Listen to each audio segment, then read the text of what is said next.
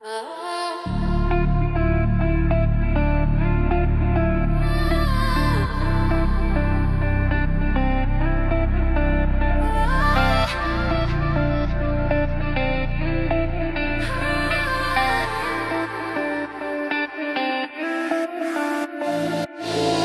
bizden başka ne lazım, hiç ne.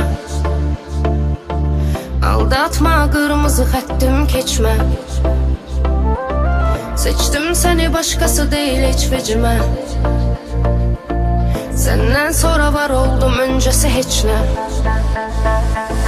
Bağlandım sana birden-bire, artır o sevgim gündən günə. Tam başkadır bilmem niye, izah edə bilmirəm onu dillə niye. Gördüm hayatın her yüzünü, yeniden yaradıram özümü. Ona göre deyim indi düzünü ki seninem, neyse göre koyma üzülüm. Hanı düz hayat, ama bize yak, kazanır burada sağ kalabilen. Kirleniptir bu dünya onsuz, yeter ki içinde ağ kalabile. Yanmak var dayanmağın içinde, farkı varsa da kimdi bilen. Bize başka ne lazım ki, düşünmeden indi dönem. Bize bizden başka ne lazım, hiç ne.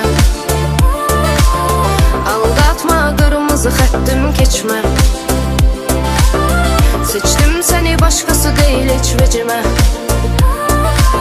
Senden sonra var oldum, öncesi hiç ne.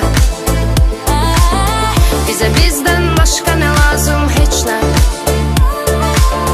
Aldatma, kırmızı xəttim keçmə. Seçtim seni, başkası değil hiç vecime.